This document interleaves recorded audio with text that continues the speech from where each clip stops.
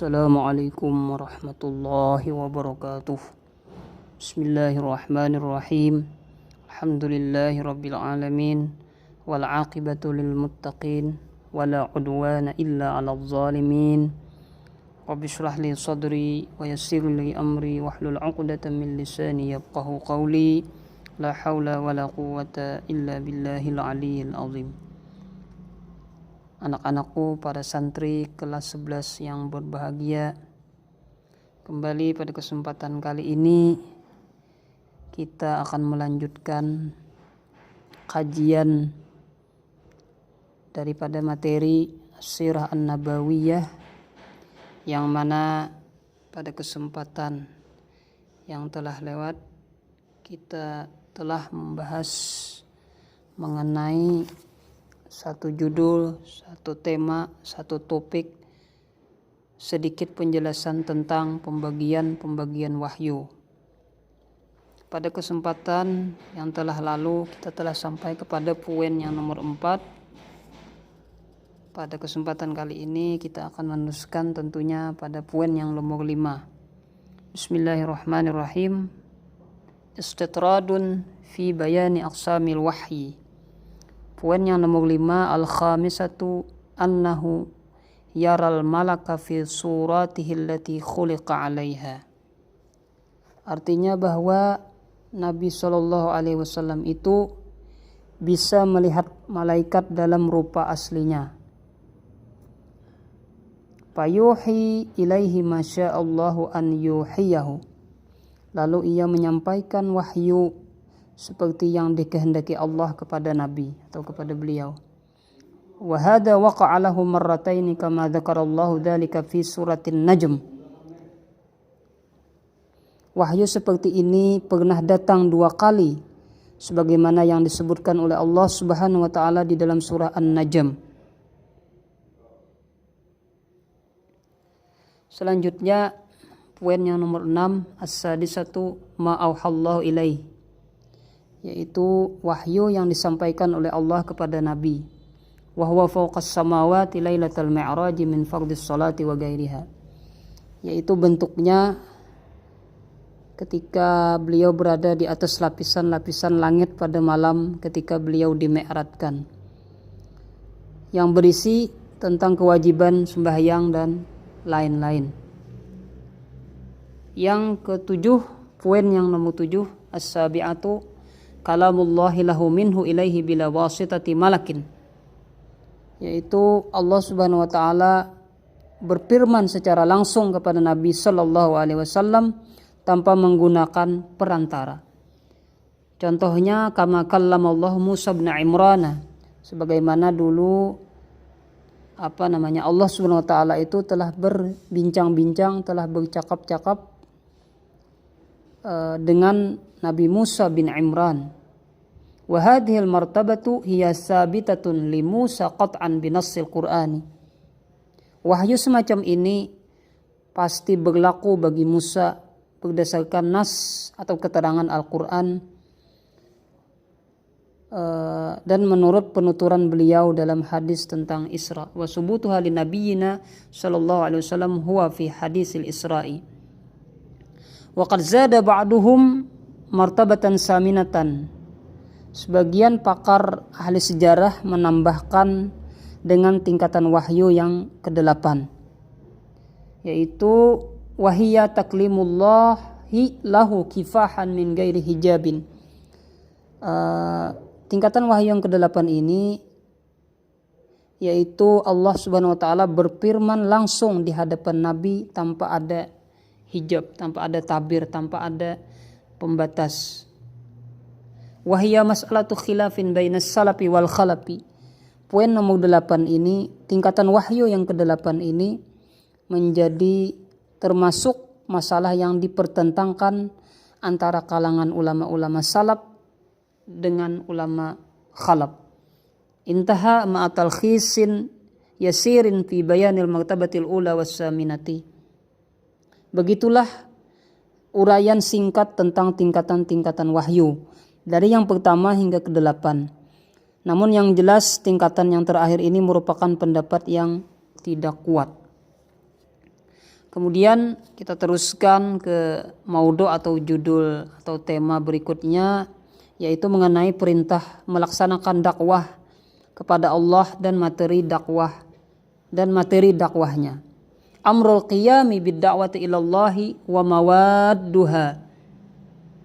Apa tadi? Perintah melaksanakan dakwah kepada Allah dan materi dakwah. Talaqqa an-nabiy sallallahu alaihi wasallam awamira adidatan fi qoulihi ta'ala. Nabi sallallahu alaihi wasallam mendapat berbagai macam perintah dalam firman Allah, surah Al-Muddatsir ayat 1 sampai 7. Ya ayyuhal muddatsir qum fa'anzir wa rabbaka fakabbir wa thiyabaka fatahhir warrujza fahjur wala tamnun tastakthir walirabbika fasbir.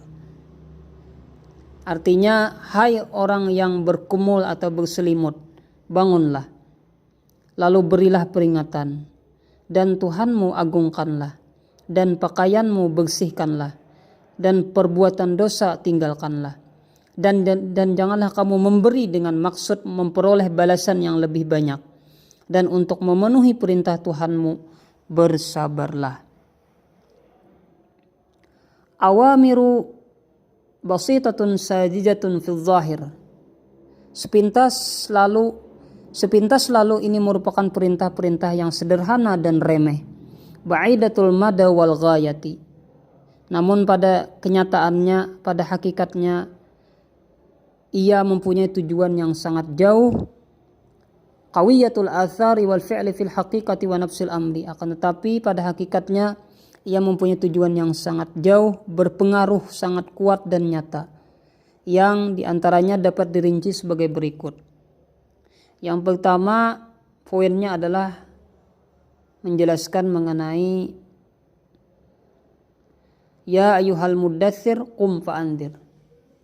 Maka poin yang nomor 1 ini atau yang pertama ini, faghayatul qiyami bil inzari, tujuan pemberian peringatan adalah an la yatruka ahadan, bahwa Allah atau agar siapapun yang menyalahi keridaan Allah di dunia ini, Allah yatruka ahadan, bahwa Allah tidak membiarkan seseorang pun mimman yukhalifu mardatallahi fi alamil wujudi, agar siapapun yang menyalahi keridaan Allah di dunia ini akan diberi peringatan oleh Allah, illa wa yundirhu, kecuali akan diberi peringatan oleh Allah bi'awaqibihil wakhimati, dengan akibat-akibatnya yang pedih di kemudian hari.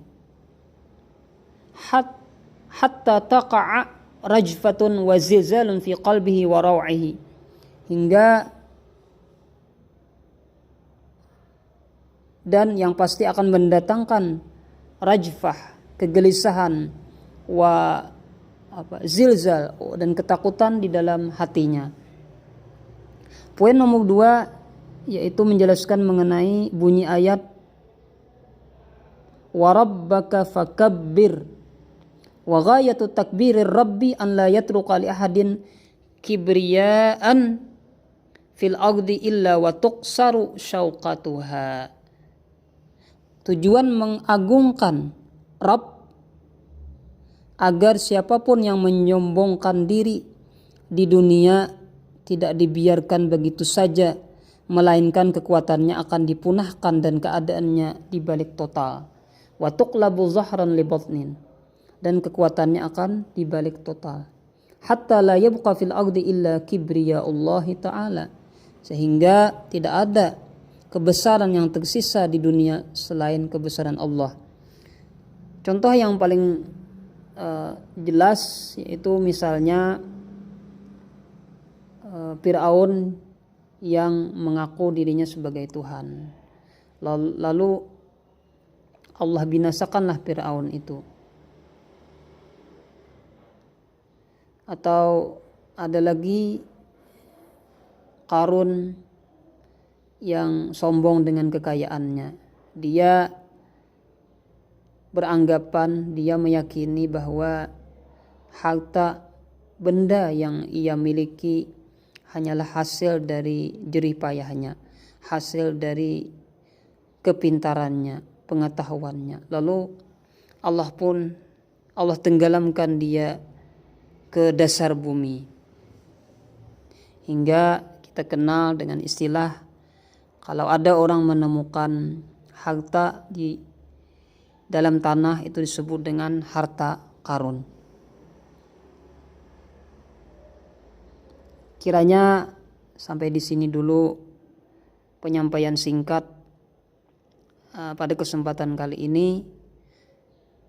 Kita akhiri sampai poin nomor 2 dulu mengenai judul perintah tadi, melaksanakan dakwah kepada Allah dan materi-materi dakwahnya. Mudah-mudahan ada manfaatnya bagi kalian dan kita semua. Salah hilap, banyak-banyak minta maaf. Akhirul kalam, assalamualaikum warahmatullahi taala wabarakatuh.